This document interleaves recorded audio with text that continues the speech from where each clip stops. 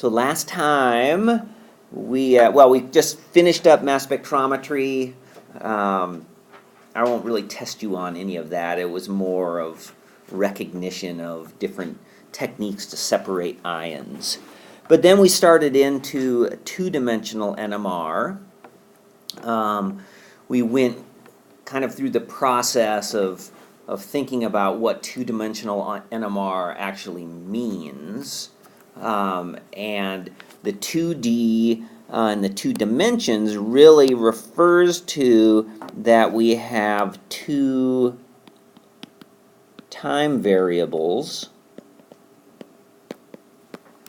in our pulse sequence. And so we end up doing a Fourier transform in 2 different dimensions. Okay, so we essentially run a whole series of one-dimensional experiments while we're varying a time delay, and then we run kind of a perpendicular Fourier transform in the other direction. Okay? The simplest experiment that we did kind of look at does correspond to this COSY experiment. Okay? And that, remember, was just something like this. We had our relaxation delay. We had a 90-degree pulse. We had what's called the T1 time delay. We did a second 90-degree pulse. And then we had our acquisition. And this acquisition time is what was called T2. So that's our, well, the T1 is really our new time dimension. When we do the Fourier transforms, this T2 gives us what would be F2, so frequency would go from a time domain to a frequency domain, right? Frequency is the chemical shift. Gives us F2, and T1 gives us the F1 domain, or dimension. Okay, so when we see a two-dimensional experiment, sometimes it'll label those as F1 or F2.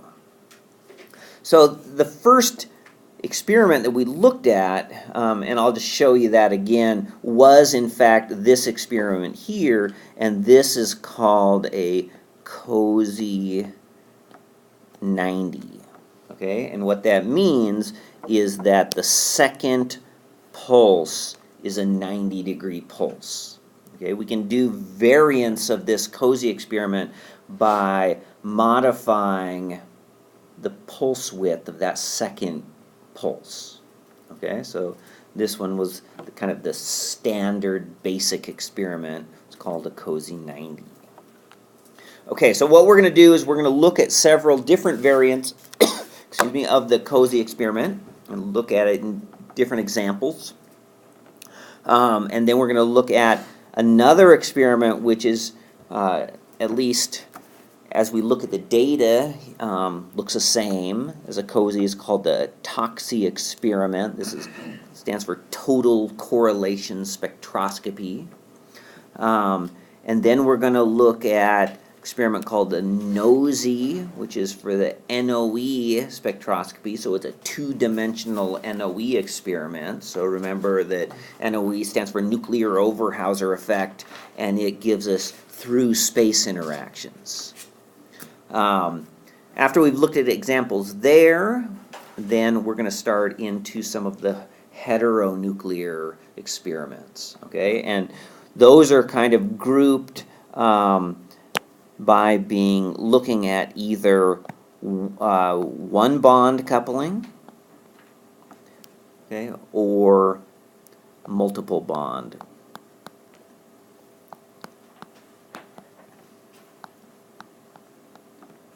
coupling. Okay, so to finish off last time, so we looked at this molecule here on the left. This was the COSY 90, so that's why it says two 90-degree pulses. I didn't point that out last time. And remember that we used this COSY experiment to be able to assign the protons around the ring. So remember that the one-dimensional spectrum lies along the diagonal. So this is the 1D experiment, and so this is called the diagonal equals the 1D, and all of these peaks on the sides are the off-diagonal. And remember, it's the off-diagonal peaks that show us coupling. All right? So let's look at another variation here. Okay, so this experiment is also COSY, but it's called a COSY 45. So what that means is that the second pulse in that pulse sequence is just half as long. Okay, so it's only a 45-degree pulse. And so there's several different differences in the outcome that we get from doing this. A disadvantage is you can imagine that if we're only tipping at 45 degrees, then we're only part of the magnetization is going to be into the XY plane at the end. Okay? And so that means that this experiment is a little less sensitive.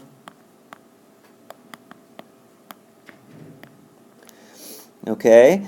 But there are some advantages as well. One is that if we look along the diagonal here, we might be able to see that some of these, in the COSY 90, most of these around the diagonal looked more like squares. And so the COSY 45 is a little bit more compressed along the diagonal. So it makes it easier to see coupling close to the diagonal. Okay, so it compresses along the diagonal. All right, but the most important, kind of interesting thing here is that it allows you to distinguish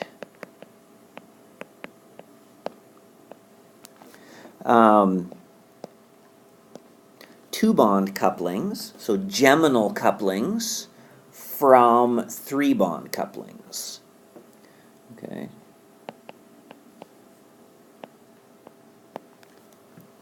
Okay, so otherwise we can't tell the difference, right? We just have to figure that out as we go by the shape of the peaks or just fit it into our overall model of the structure. And the way this does it is that these two couplings, remember that two-bond couplings or geminal couplings are usually negative values. All right, we can't really see that when we measure a coupling constant because we're really just measuring the absolute value of the coupling constant. But when we went back, when we first looked at those J values, the two-bond, the geminal couplings are actually technically negative values. Okay? And we talked about at certain bond angles and things like this, the value became more positive, but if it was negative, it was actually getting smaller. Three-bond couplings are positive values. Vicinal? Vicinal, correct. All right, so if we look at the off-diagonal peaks on this spectrum, what do you see? Is there anything different than what we saw before? Besides the diagonal? Yeah, the off-diagonal peaks. A lot more interaction on the off diagonals. Well, there's a lot more. There's just a lot more peaks in this spectrum, so there's more coupling, right? But look at these peaks. Like, let's look at this one.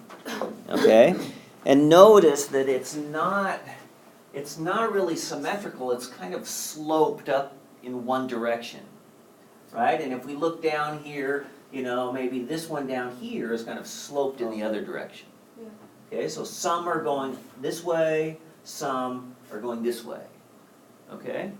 And it's that slope or that unsymmetrical shape of the off-diagonal peaks that tells us whether that coupling constant is positive or negative, or whether it's a 2-bond coupling or a 3-bond coupling. All right? So at least the way that I think about this is that if we look at the one that I circled, and let's see, does this work the same? And it works whether you're looking at the below the diagonal or above it, but if I would say that this one kind of slants up this way, so this has a positive slope, okay, that means that it has a negative J value. All right? And I don't know exactly why it turns out this way, but this is the way I remember it. And the negative J value means that this is a 2-bond coupling. Okay, so that tells us that those two peaks right here, that's a cross peak, right, for those two signals in the spectrum, that means that these are diastereotopic protons. All right, can we find any other diastereotopic protons in the spectrum? Is there one, so is there one slanting down that's diagonal from the one we're looking at just now? Okay, if we keep going down, And it's the left. So that one right, one more, down. Oh, sorry, down. over here, To the left. That one here. right there? This one's sloping kind of up the other way, I think. Yeah. Oh, were you looking for? Yeah, so let's go for Similar. another Okay, I'm 2 sorry, bond. I'm sorry, Yeah, I that's thought fine.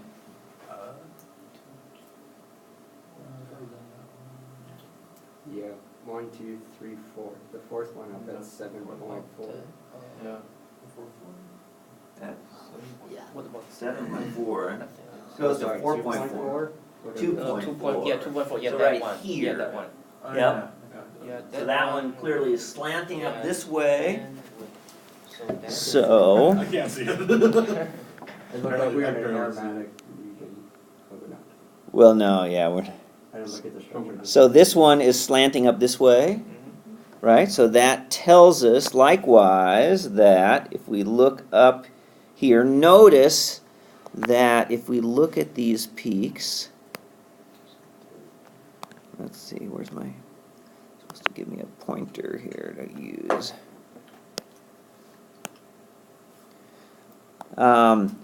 Notice up here that we have 2 signals, right? And so along this line, we have a whole bunch of these cross peaks, right? But if we look very carefully, we notice that the peaks that are below the diagonal are more downfield than these peaks that are above the diagonal, right? So notice that here, this triplet involves the protons above the diagonal, and this multiplet, or whatever it is to the left of it, those go to all these cross peaks down below it, right? They're slightly shifted. And so this one, well, not this one, right? This one goes to the left and goes over to here. So that cross peak is between this peak and this one right here, right? So this is from here to here. And so this is also a diastereotopic pair.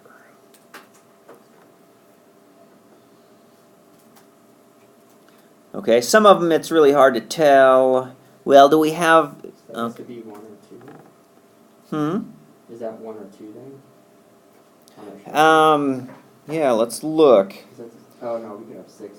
Or 6 prime. There's That's right. 2, there's, yeah, where are the, so here's 6, 6 prime. 6 prime, 1, and 2. Are all potentials. They're all all. So let's see, which ones do we think that those 2 would be then?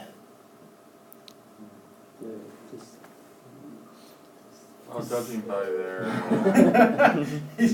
well, one of them would have to be, so there'd be a splitting for the one near, so, okay, sorry.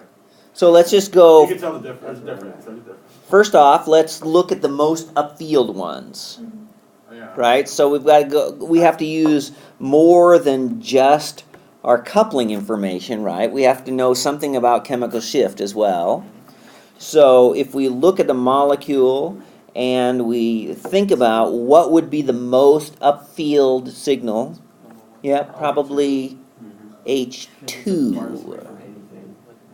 Or Oh, yeah, H2, yeah. 2, right? Because there's Yeah. no heteroatom attached to It's a better word. that carbon, Yeah. right? So this would be H2. Okay, notice then that H2, if we start with H2, so this is the geminal coupling right there, but H2 couples with a lot of other signals. So H2 also goes, let's see if we can pick out H1. Oh, because that could help us figure out Yeah, so let's use the the dice. splittings to do that. So let's go across the top now. So not to there. Let's go to the next one. Look, it couples to the other diastereotopic signal. So it goes here, down to there. It also couples over to here and down to there. Right? So the other diastereotopic one, this has to be H1. So to draw it coupling to H1 Yeah. with your right angles, Mm-hmm. could you draw that? Hmm? Could you draw that with a solid right angle? You mean that's what I was doing here. This goes to there. Oops, I went too far. Goes down to there. Right? And we could do the other one. We could go also in red. It goes, oops, that's not red. Goes across to here and down to there.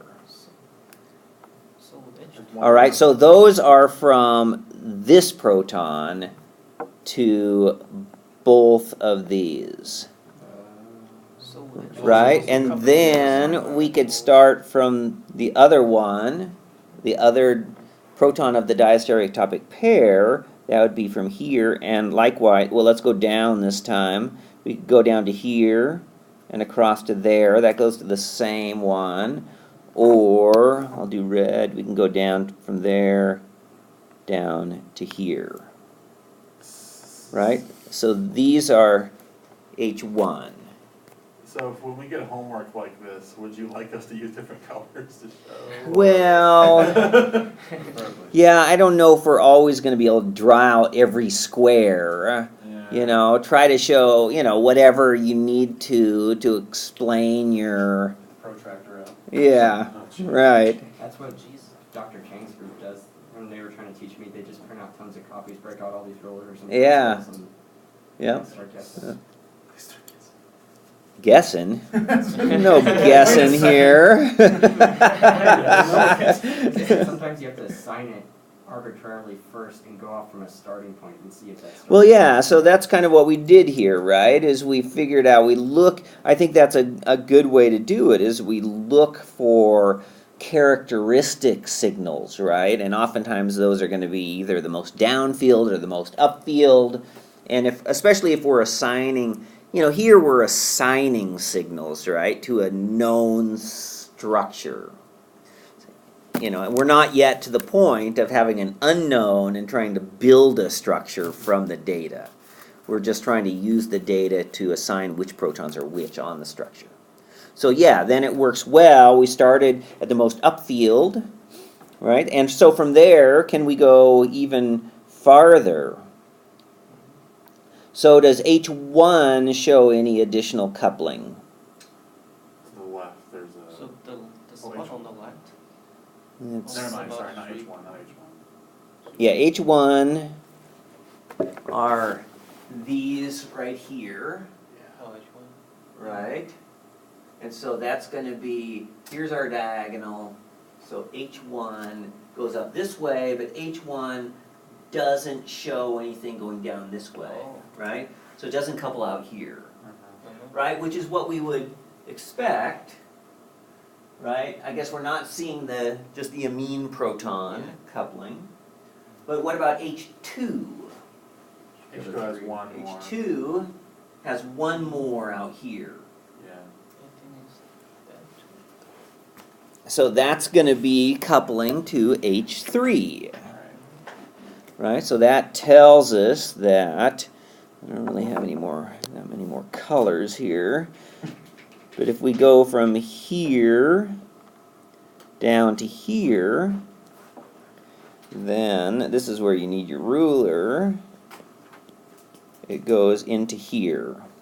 So that we could say that this is the H2H3 cross peak. Right? And then if we can figure out where that is that, I think it's right here. Is that right? No, it's not, is it? The Is one it? Next to it. The one next to it? Yeah. Because we have one, and then we have those ones in between. No, I think that's the right one.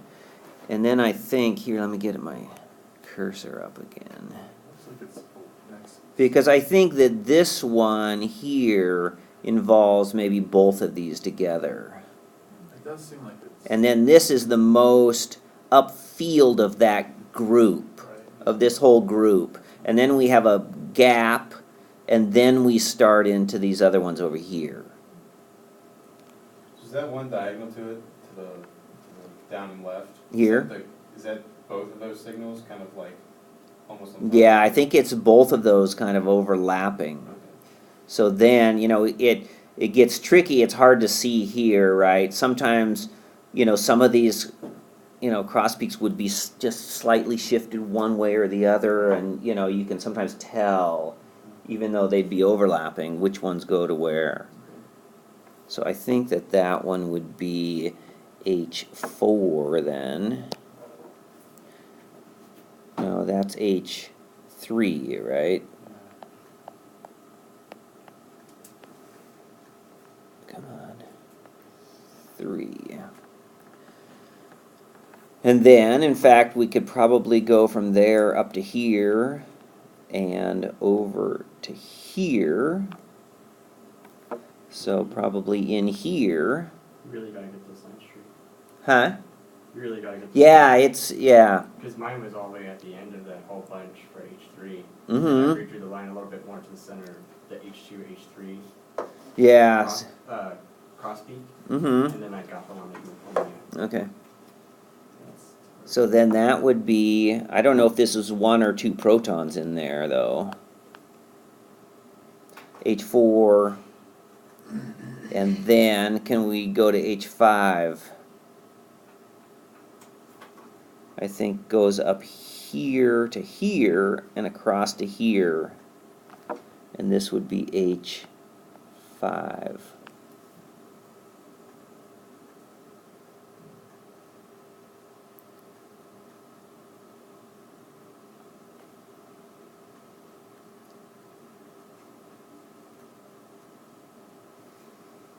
Yeah, this is getting kind of messy. So does everybody see where we went there, though? What about, can we find H6? That would finish this ring. Can I ask you, is this the resolution that you worked with? No, this is just out of a book, right? So it had no control over the size. You seem much better at navigating these low res than we do. Well, I've done it a lot longer than you have, That might be right? the So. I know you talk about it. I'm looking at this, I'm like, I don't see how you see that.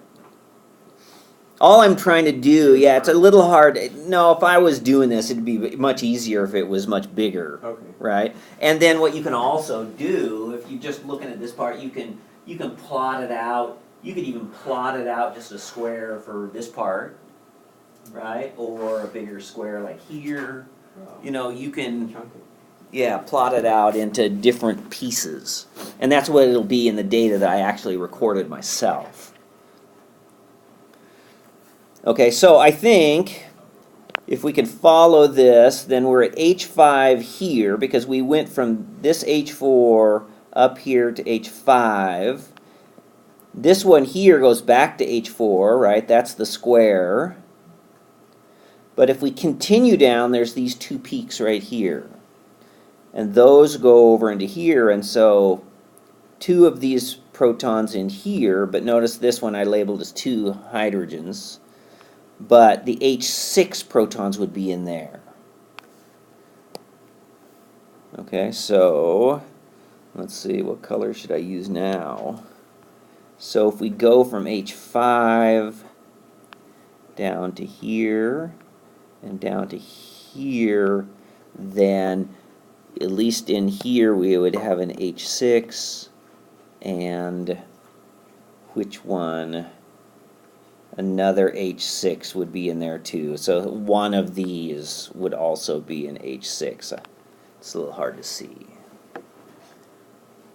Okay, so I don't think we have to go through and figure out all of these from the spectrum, but you get kind of the idea. And the key point here is that we can, not on all of them, but sometimes tell, well, I guess maybe on all of these.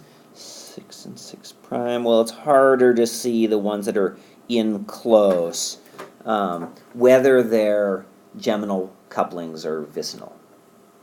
All right? Any questions on this one? All right, let's look at another one then. Okay, so this is another COSY 45.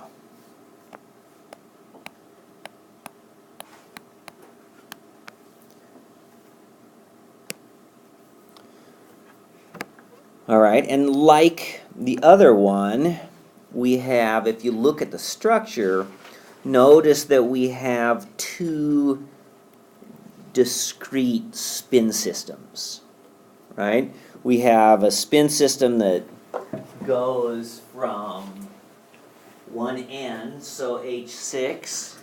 Notice there's protons, 6, 5, 4, 3, 2, 3 over to 2. So this would create one spin system, right? Because we should be coupling all the way through these situations, but then we get to this amide carbonyl, and there will be no coupling past this point.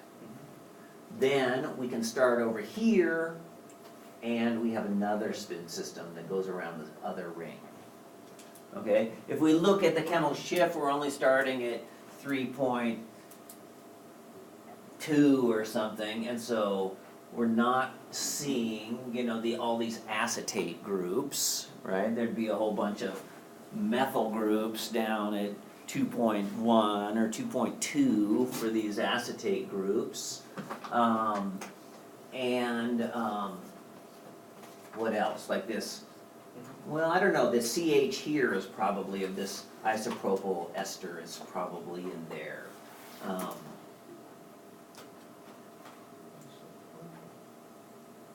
But it might be hard to locate it because it's, well, it would be heavily coupled, right? But because we're not seeing the coupling out to those methyl groups, because we'd have a methyl doublet, 6 proton methyl doublet out of range. All right, so let's see if we can figure anything out here.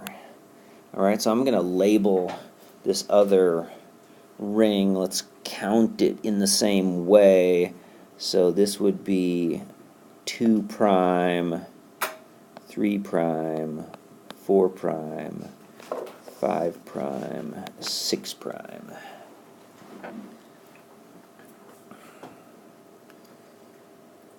All right, so where do we start? To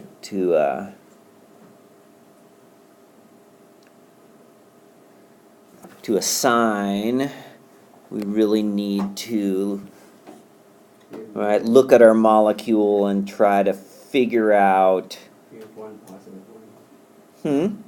We have one positive. one positive. So here's one right here, right? Is that where you were looking, or you were looking somewhere else? Nope, right And I bet that this one is as well. Okay, and so we have two diastereotopic pairs. One is here. One is here. Right? We probably pick that out. If it was just a one-dimensional spectrum, we could probably figure that out, right? These two are sloping steeply towards each other. These are, you know, farther away. They're more first order, but heavily coupled. So we can either start from that end.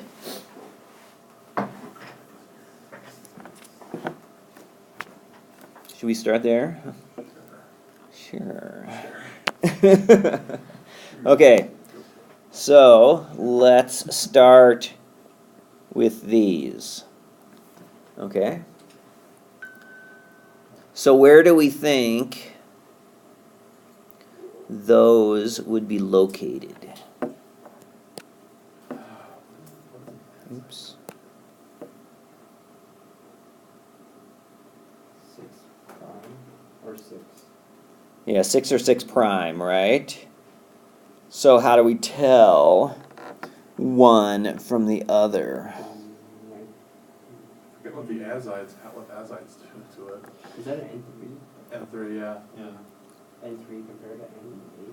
Right. So one is, well, we don't even have that much chemical shift difference, right? Because one is kind of nested inside the other two.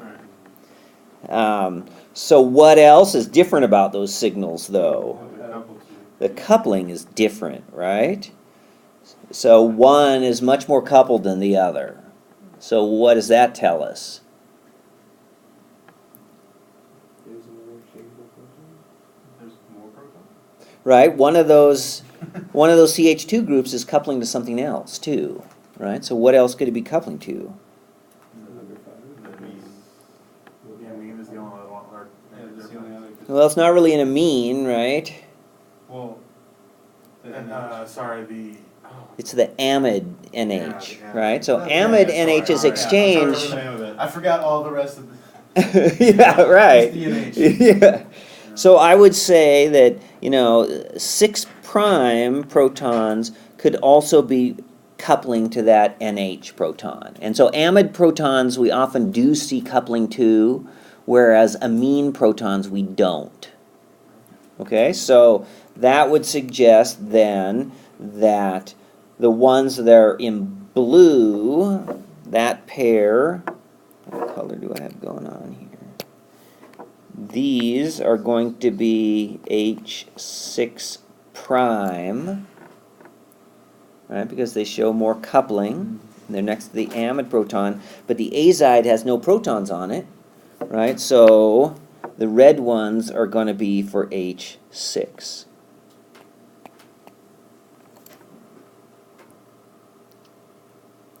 All right, so let's start with H6. So we can go across or down, here and here. We would run into one cross peak, which is probably that big. into here, into this big thing right there, which it looks like because we have multiple peaks going into that. And notice that when we look, if we look along here, it looks like 2 of these are slightly shifted to one direction, and the middle 2 are shifted to the other direction. Can you see that? So there's 2 peaks. Right, so there's 2 signals 2 protons under here, notice that H6 is going to kind of the downfield edge of that, whereas 6 prime, these two, are going slightly to the upfield edge of that. So both the 5 and 5 prime are together. 5 and 5 prime are overlapping in there. Yep. So, and so that, of course, makes it a little more complicated. So here's 6 prime, and then they're also going down here, but it's going slightly to this side.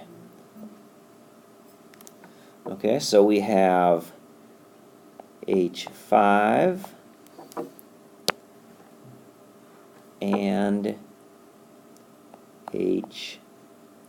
oh, that's 5 prime, isn't it? H5 prime is in blue, H5 is in red.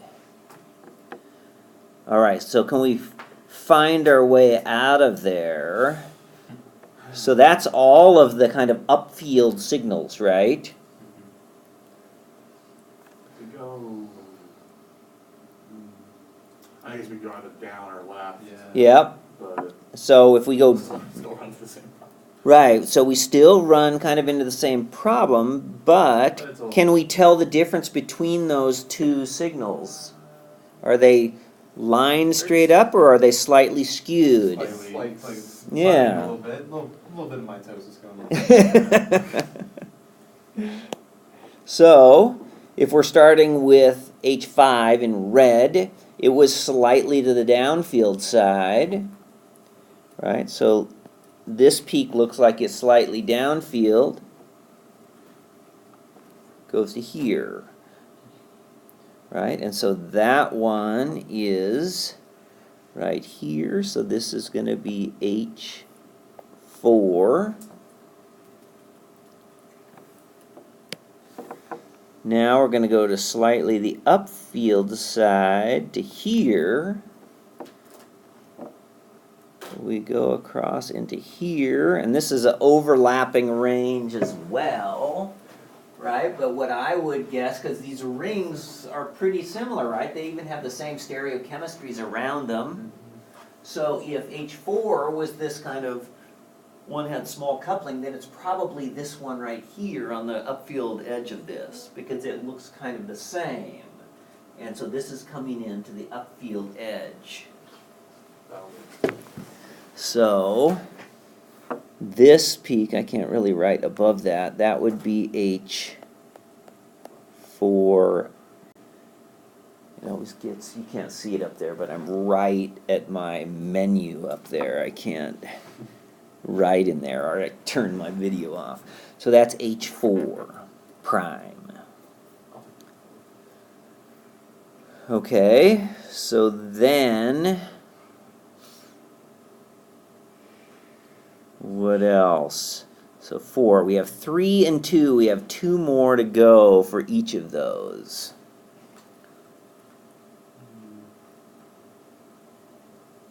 So we could go, so what we have to watch out here is, oh, you know what?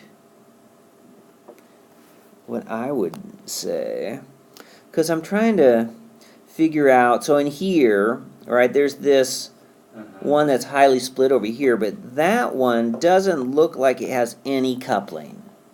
So where do you think that proton goes? Is it gonna be the little protons on the ester at the end? Yeah, it's going to be the CH out here on the isopropyl group. Okay? Down at just about 5 because it's next to an ester. And it probably, if we could count it, then it should essentially have 7 peaks because it's part of this isopropyl. So we don't have to worry about that one then, because it's not showing any coupling in the range we want that we're looking at. It would couple to something that's upfield of this range.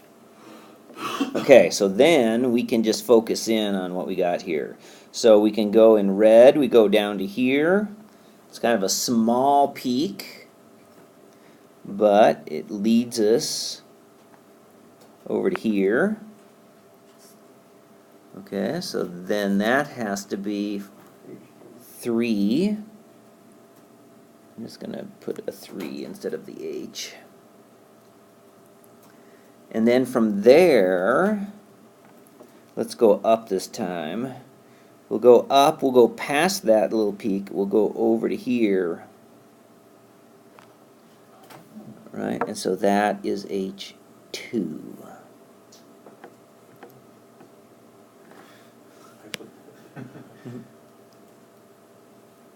Right, if we do it for the prime in blue, we go down, we get to here, How long was the ester? up to here. This is 3 prime. Was that not the ester?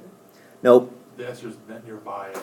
Yeah, but note, if you could look at this really closely, I think all of these, from this peak here, these cross peaks, this one into here to this one down here, are all lined up. If the one next to the ester was showing coupling, I think it would show a broader peak, cross peak, just to the left of You this. can see the diagonal. Yeah, you can see it here in the diagonal. So the off diagonal is not associated with the ester, but the diagonal portion of it is. Right. Okay.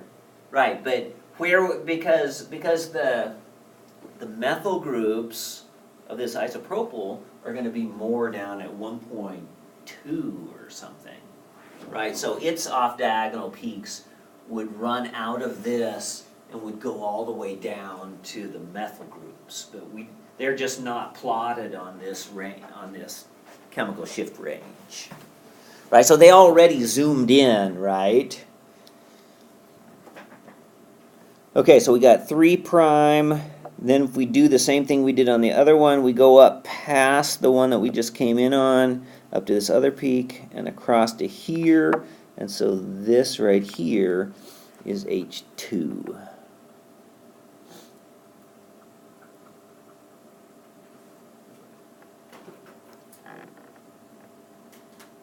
All right, pretty cool, huh? It's definitely useful for sure. Yeah, right. Yeah, we could I definitely respect COSYs. we can do way more with this than with just looking at a 1D proton spectrum. Yeah, the hell with that. I'm running one team. Just go straight to the 2D. Well, see, this is where I said that. Remember, I said when plotting above it, or on here you could plot. You could put the spectrum on the side too if you wanted. But if we formally just plotted what's called the projection to this, then notice these peaks. They're not going to have all this splitting on them. They'd be like kind of chunky peaks and stuff if we plotted a projection. All right. So what they've done is they've just plotted the high resolution one-dimensional spectrum along the edge of the COSY. Right, and that makes it easier for us to, to work with, I think. And that's what's nice now is when you run a COSY, it does that first. And Right, puts well, the you- high resolution one on top for you. And then- Right, but that means that you can't just jump to the COSY. You have to record the one-dimensional proton spectrum first, so it can put it up there. Yeah, but it's not, because Casey has it set up in the automator that you just click on the COSY and it pulls up 2 jobs for you automatically. Oh, okay. It just runs it It- simultaneously. Oh, okay, nice. So like as it finishes the proton one, it'll immediately. Yeah, start it the used to COSY. be always you have to run it in one job, and then you'd run the COSY, you'd have to tell it, oh, where do I look back to this job to pull it up, and so yeah, it's all automated now. You got it set up for me. Yeah. You guys don't need to know anything anymore. Just click a button. It's a black box. For dummies. When I was a postdoc at the University of Utah, and when I started, well, I did some of this in grad school, but we used to they didn't have there was a 200 megahertz in the department where I was at. It was medicinal chemistry. But in the chemistry department, they had, a whole bunch of instruments. And one group was a real NMR group, David Grant's group. And they and my boss had kind of gone in to purchase this 400 megahertz NMR. So it wasn't really part of the departmental NMR facility. It was just owned by these groups. So if we were going to use that, then you would usually sign up for several days of time. And then you'd have to go in, we'd maybe have to change the probe, and then the instruments weren't all automated on shimming and all this stuff. And so you'd have to sit there and twiddle knobs and run a spectrum and look at the shape of the peak and then twiddle knobs again. And sometimes you would spend hours, maybe 4 hours sitting there trying to shim this to make the peaks look all right. So you guys have it so easy. Yeah. Back in the day. All right, so everybody follow this one? Okay, so this was the COSY 40. Another version that does some of the same types of things is called the double quantum filtered COSY. DQF stands for double quantum filtered. All right, and notice here's the pulse sequence. Notice what it's actually done is it's added a third pulse into this sequence with another delay, but I think that other delay is not actually incremented, right? So we still only have 2 time delays, so it's still a 2-dimensional NMR experiment. All right, and so because I can't really explain it to you, going into the details of the theory, what the double quantum, and you can have higher order of quantum filtering as well, is that this kind of selects for spin systems that have greater than 2 spins in them. And the result of that is that it also kind of cleans it up along the diagonal. Okay, and especially when you have very big peaks. So look at the upper COSY spectrum. Okay, so this is just I think a COSY 90. Looks like the stuff I usually do. Yeah, and so notice, that it's kind of messy along the diagonal. And like this, you got this big methyl group, and you kind of end up with these noise lines spread out along the diagonal. And so that makes it very difficult to try to, and even around here or around here. It's like a Rorschach. Yeah. Yeah. It's hard to see in there. But when we get to this double quantum filtered COSY, look at how nice and clean it is along the diagonal. Okay, so now it's really cleaned that up. And so, that's they already show this. I still got the assignments over on the right. But that's the main thing that this does, is we notice that this is so nice and easy to... So nice. so nice. Easy to interpret in close to the diagonal.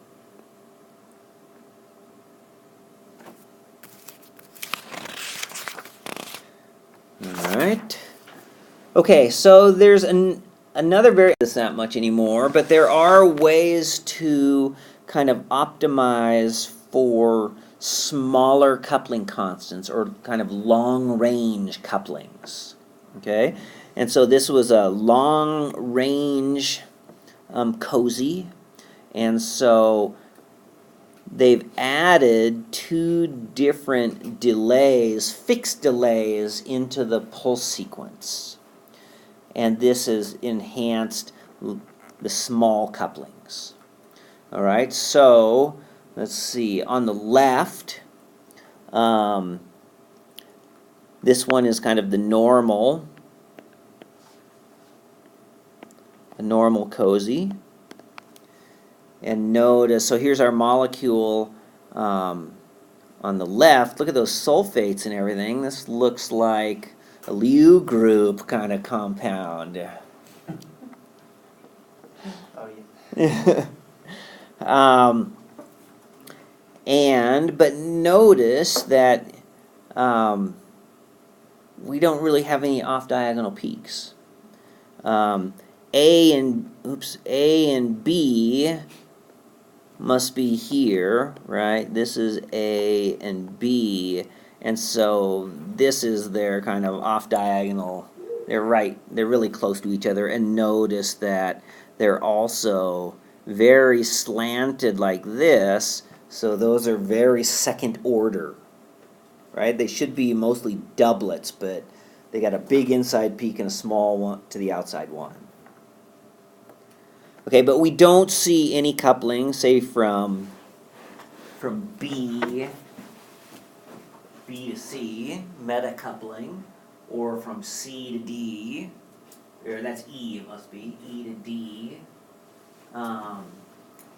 However, when we add those fixed couplings in, so this is the long-range COSY over here, same compound, notice that we're seeing all of these cross peaks now. And so we can see from A and B, both of these, we can see down to, I guess they're going into here, to C. And here's E, goes to D. All right, so these also couple with each other. All right, so now we have really enhanced these meta couplings, which is a smaller coupling constant.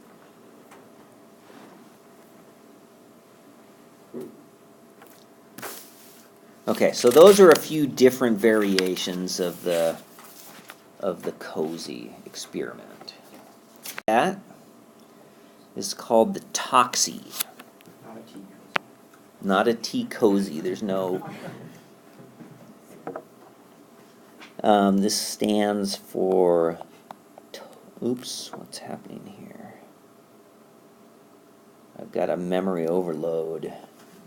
Total correlation spectroscopy.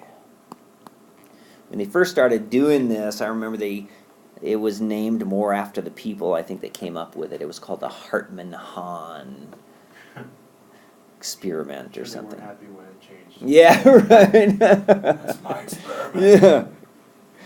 All right, so look at that spectrum, man. There's 1 million cross peaks, right? So what the TOCSY does is it can allow, like the long-range coupling, it can allow splitting through more and more bonds. All right? And so it enhances the long-range interactions. And there's this thing, and we could let Casey explain this more than I could. There's this part of the pull sequence that's called a spin lock. And it's during the spin lock that the signal is allowed to kind of move farther away, or they call it relayed cross peaks. So the longer the spin lock, the longer range the couplings are. A short spin lock, you only see couplings, more short range, and it's not so much I think the size of the coupling constant, but it's the length of the spin lock on how many bonds you can see coupling through.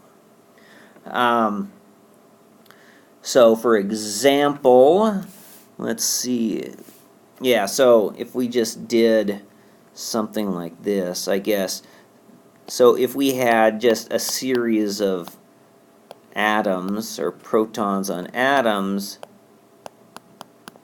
you know, if you have a short spin lock, you would only say see coupling to here. As the spin lock length increases, you can see coupling further and further away. Okay, so let's see if we just look at some of these. Here's the assignments up above. So here's H2. These are same kind of signals that we've been looking at, but here's from H2, and notice in this one it goes to H3. This looks like noise. So if you look at these, so how did I know that that one's noise? There's nothing there. Right, if you look up above it, there's no peaks there. Okay? Right? There's no peaks that go to that.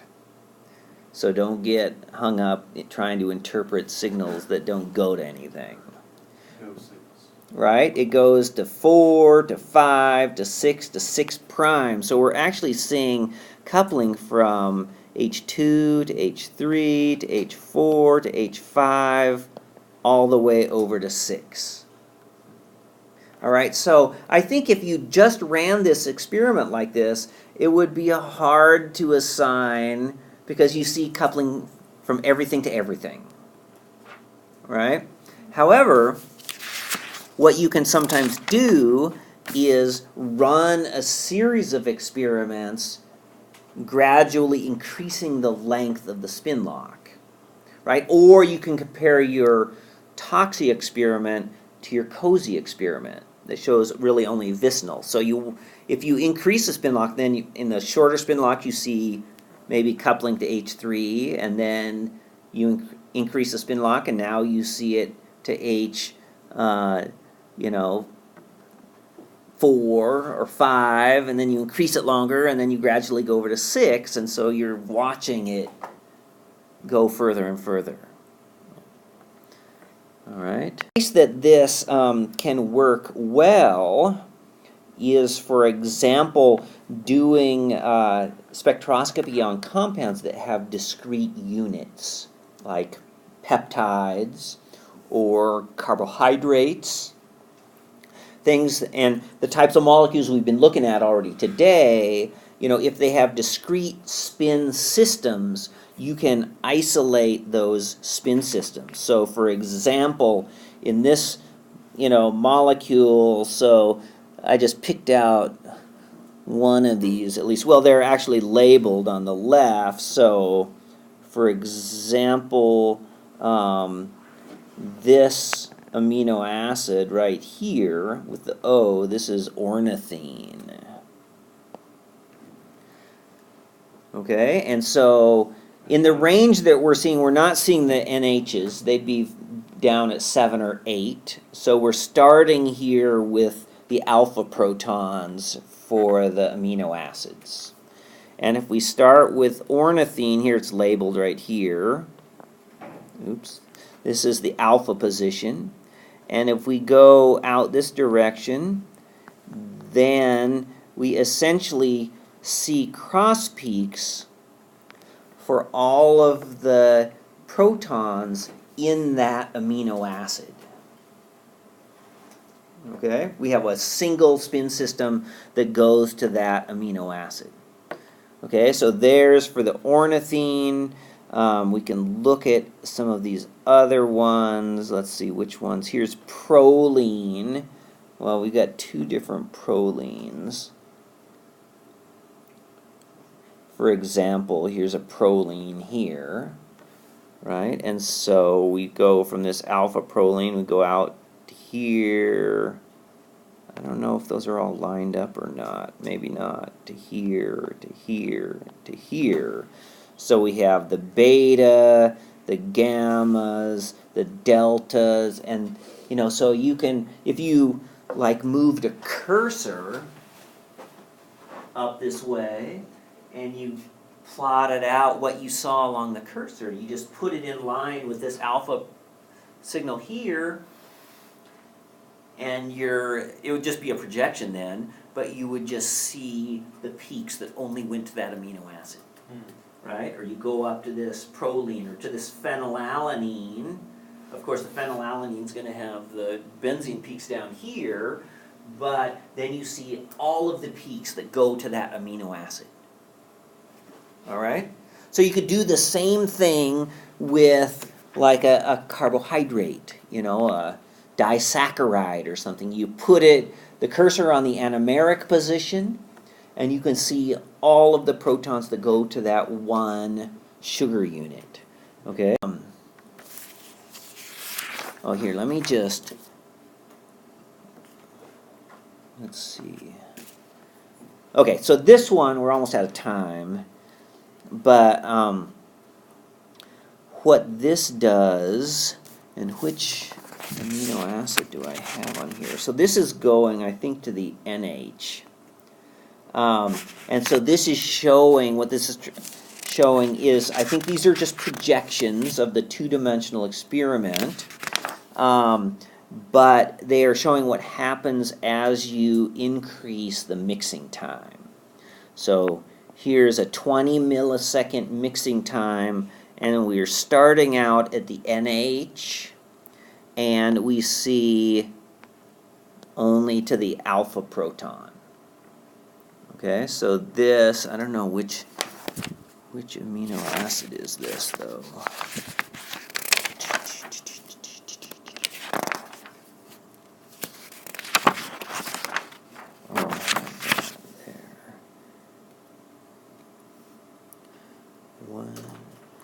Let's see. Yeah, I don't know which.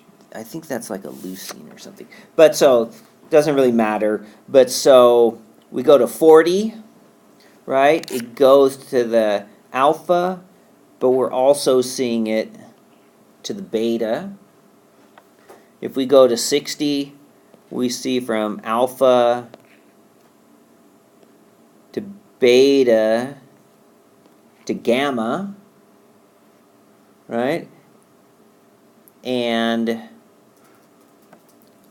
if we go to 80, we're going all the way from beta, and this is actually what they call the delta. So maybe this is alpha, beta, gamma, delta. This must be for the ornithine still. So alpha, beta, no, I did that wrong.